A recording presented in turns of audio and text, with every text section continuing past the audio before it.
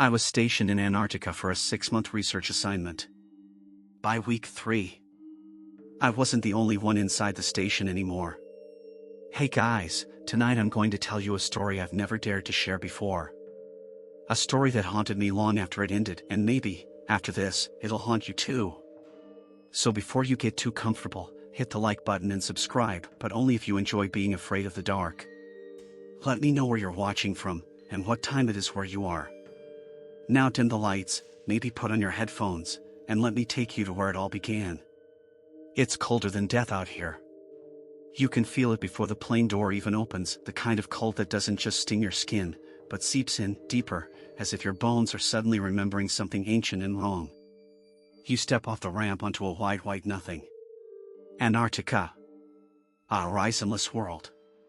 You blink into the wind, and for a moment, you think you see something move, a shape, maybe, out beyond the flags lining the snowfield, but then it's gone.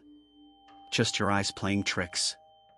The station sits low and hunched, half buried in ice like it's hiding. 24 modules linked by steel tunnels, faded red paint, rust along the seams. The American flag flaps in the wind, stiff and slow, like it doesn't want to be here either. The first thing you notice is how no one comes to greet you. You were told someone would be there with a snowcat.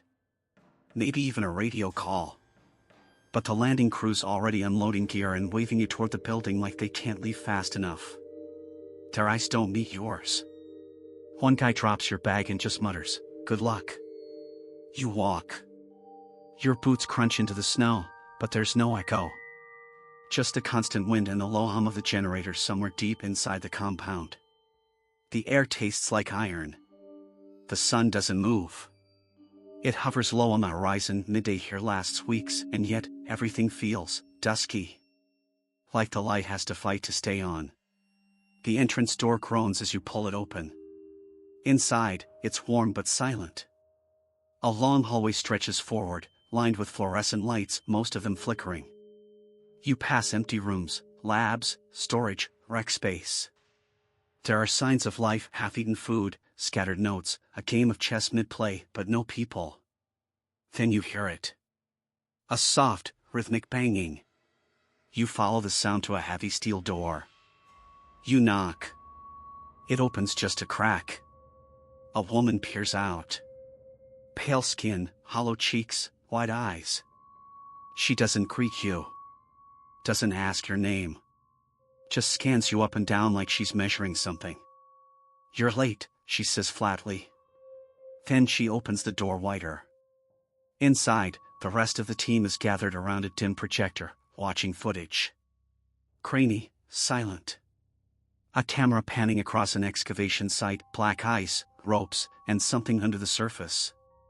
Something big. They barely turn to acknowledge you.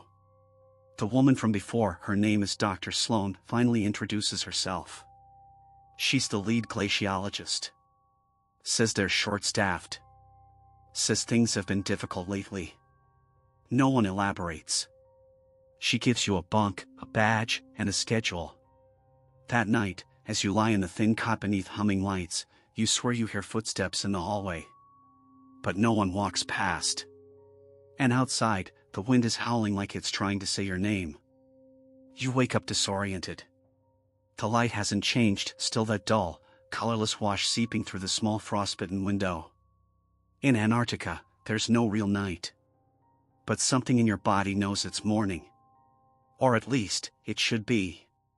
The hallway is empty when you step out.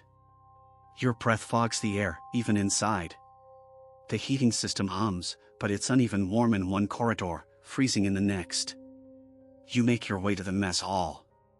Only 3 people are there, hunched over trays, whispering low. You try to introduce yourself. They don't stop eating. One of them, an older man with cracked glasses and a patchy beard, mumbles, "Don't bother learning names." You ask where everyone else is. He just says, "Gone." At first you think he means they're out on the ice. But the way he says it, flat, final, tells you otherwise. You poke around the rest of the day, trying to piece things together. Your official briefing packet said the station held 14 researchers. You only count 7. No one will answer questions. Sloane avoids eye contact. When she does speak, it's clipped and rehearsed, like she's keeping herself from slipping. That night, you sneak into the comms room to check the personnel logs. Most names have been blacked out physically, with marker. Their records are just gone. Even the digital backups. You find one file half restored, labeled in Whitaker, missing since May 2nd. It's June now. You ask Sloane about him the next day. She freezes. Says, we don't talk about Whitaker. You keep pushing. Another researcher, a woman named Diaz, pulls you aside in the hallway later. She whispers, they said he walked out into a whiteout. No gear. No radio. Just walked. You ask why. She leans closer. Her breath smells like coffee and fear. He said the ice was whispering to him. You laugh. A nervous, instinctive sound. She doesn't. That night, you check the exterior logs. Motion sensors placed around the perimeter. And there it is, footage from May 2nd. Time-stamped. You watch Whitaker exit the compound, barefoot, shirtless, his eyes wide and glassy. Snow swirling around him. His mouth moving like he's speaking, but there's no audio. The file ends after 23 seconds. The blizzard swallows him whole. You sit there in the dark, staring at the frozen frame. Then something strange happens. The monitor flickers. For a second, just a flicker, you swear the image changes. Whitaker isn't alone. There's something behind him.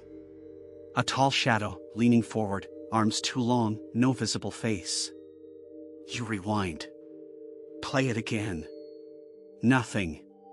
Just Whitaker. You lean back, heart pounding. You don't sleep that night. And in the morning, another bunk is empty.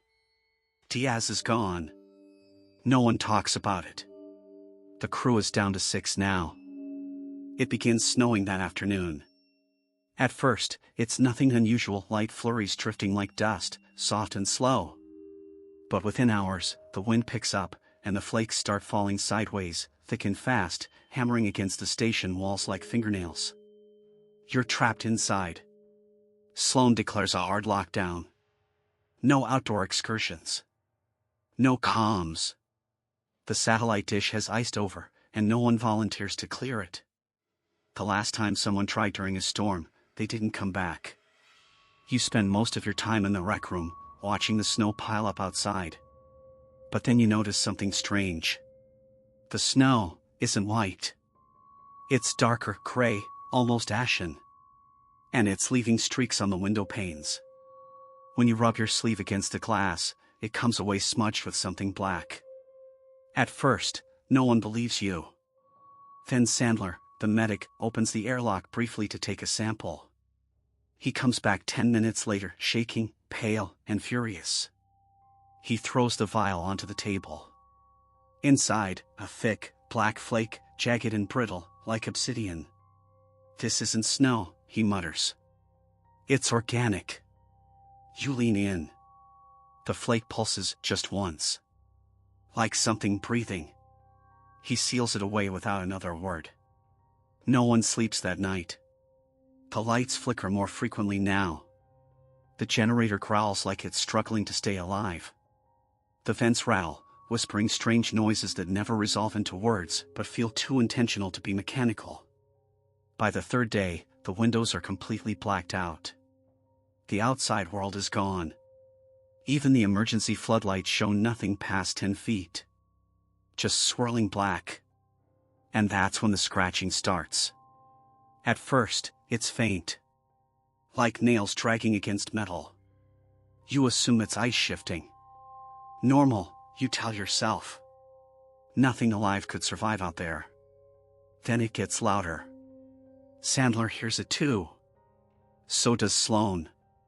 You all gather near the main entry, silent, listening. Scratch. Scratch. Pause. Scratch, scratch, scratch. You count the rhythm. It's too deliberate. Like a pattern. A code. Sandler whispers, Morse. Sloane shuts him up with a look. But you've already picked up the manual and begun decoding. Help me. You drop the book. The scratching stops.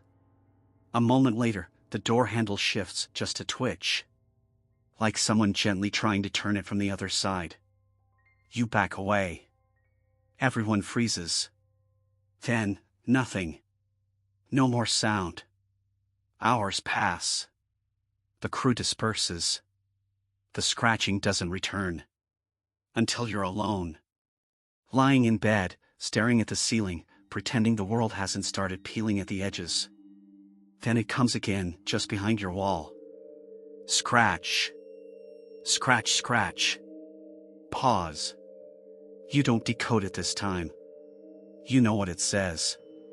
And now you realize something even worse. The scratches aren't coming from outside. They're coming from inside the station. You don't tell anyone. Not yet. You want to believe it was a dream.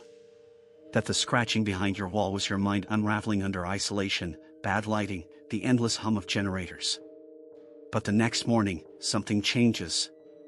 There's a new message scrawled into the condensation on the hallway mirror. 4 words. Written in long, shaky streaks. You brought it here. You stare at the words for a long time, long enough for your breath to start fogging over them. When you blink again, the message is gone. The others pretend they don't see it. You can't tell if they're protecting you, or themselves. Later that day, during what should have been a routine power check, you pass by the east corridor, the one sealed off since the excavation began. Thick steel doors. Biohazard signs. A keypad that's been smashed in. You hear something from the other side.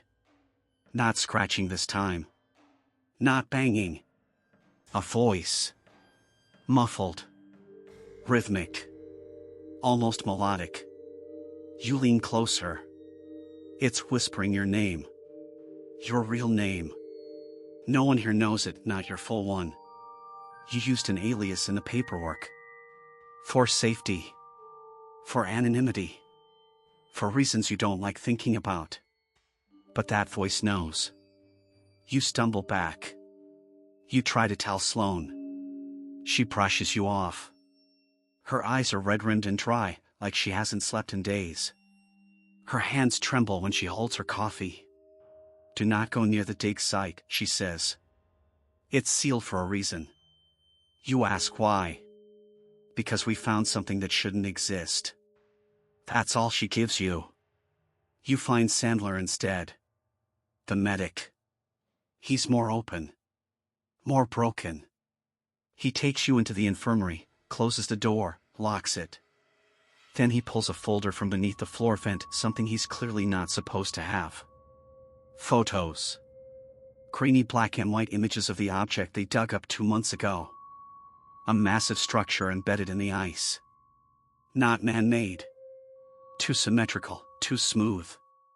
The photos are dated weeks before the disappearances started. Sandler points to the last one.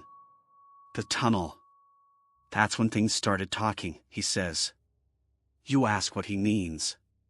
He rubs his face and whispers, the ice has memories. Sounds trapped in time. But this was different. It spoke like it knew me. Like it remembered. You stare at the tunnel. You recognize something faint at the far edge of the photo. A figure. Slender. Long-limbed. Standing just at the threshold. You ask him if he went in. He says nothing. Just pulls up his sleeve. There's a long, branching scar running down his arm. Not a cut. Not surgical. Like something grew beneath the skin. You back away. He doesn't stop you. Just says, it wants out. But it won't come for us directly. It waits for a weak one. The curious. The open. You leave. But that night, you hear it again, closer now. The voice beneath the floorboards. And this time, it doesn't whisper your name. It whispers, come see me. You don't remember deciding to go. You just find yourself there, standing at the sealed east corridor, fingers brushing against the twisted keypad. The others are asleep, or pretending to be. The station is silent but for the deep rumble of the storm still raging outside. And beneath it, that voice. Low, insistent, intimate. Come see me. You know this is stupid. Dangerous. But something inside you whispers back. I need to know. The door isn't locked anymore. You don't question it. Beyond it, the air is colder. Not just from the breached insulation, but from something older, like the warmth of life itself thins the deeper you go. You move down the sloped corridor, light flickering above, floor crunching under your boots as ice creeps through every crack. The tunnel leads to the dig site. It's vast. A dome carved into the ice, 20 feet tall, ringed with scaffolding and lamps, most of which have gone dark. At the center, half buried in the glacier, is the structure. Not rock. Not metal. Something in between. Black. Seamless. Smooth like obsidian, but it pulses faintly when you get closer. Your breath clouds in front of your face, then vanishes entirely. The air stops moving. The silence becomes unbearable. You walk closer. There are markings. Symbols etched along the side. Shapes that change when you blink. Some look like stars. Others like eyes. And in the center, a narrow slit. You don't touch it. But it responds anyway. A vibration runs through the floor. Lights flicker in sequence. You hear a click, like something unlocking. And from the shadows beside you, a light blinks on. A camera. Someone's been recording. You spin around, but no one's there. You examine the equipment. Dusty. Old. But active.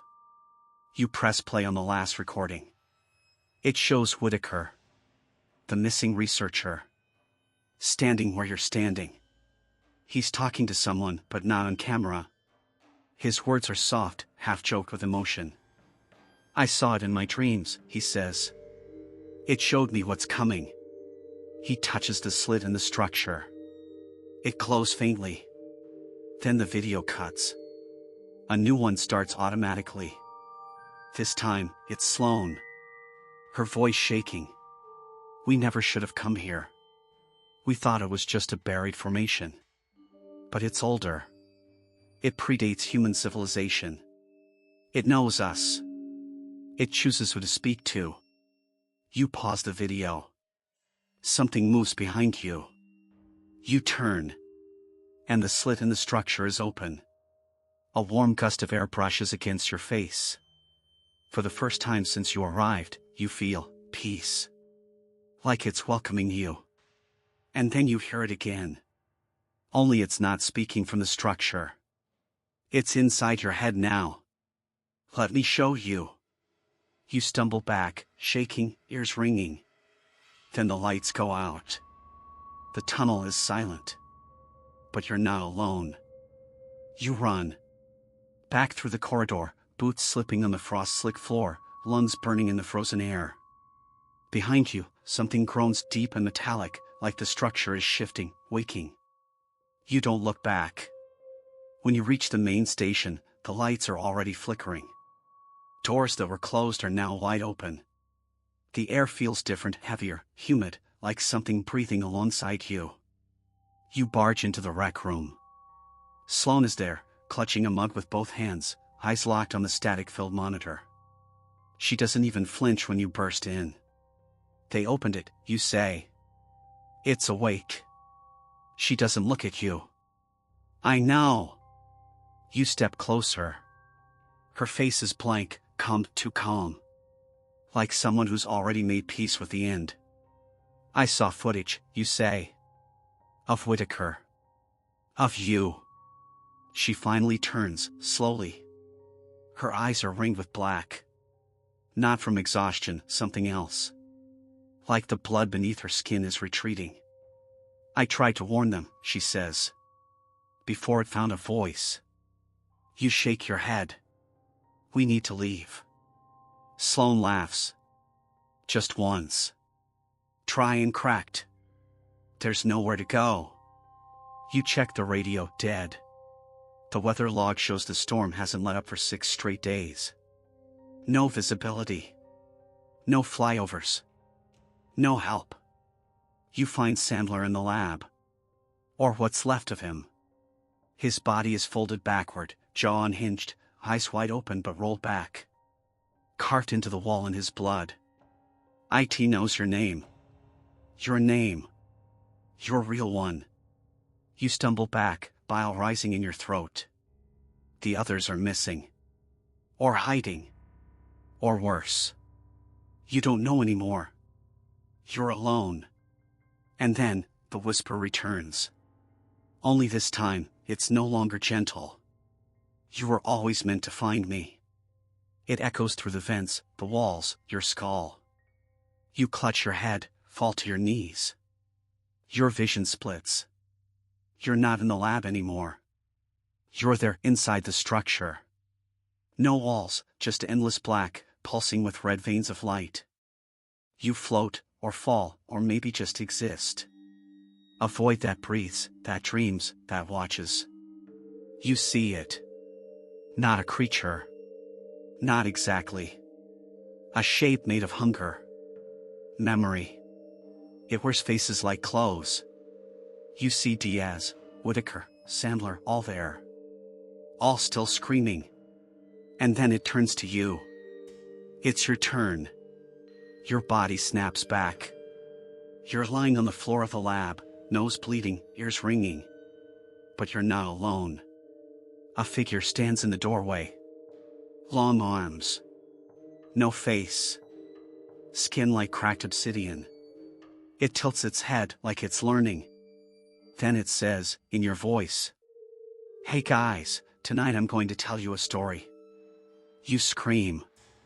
The lights go out. Wind down. You don't remember how long you lay there. Eventually, the cold wraps around you like a blanket. Not harsh anymore, just quiet. Soft. The silence feels final. Days pass. Or hours. It's hard to tell. Sometimes you hear footsteps, but no one comes. Sometimes you see your reflection blink when you don't.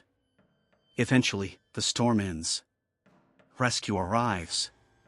They find only the shell of a station. No logs. No signs of life. Just one camera left running. It plays a single loop. "Hey guys, tonight I'm going to tell you a story." The screen goes black. And in the static, something watches. Still waiting. Still listening. Maybe one day, you'll come visit, too. Just, don't answer when it calls your name.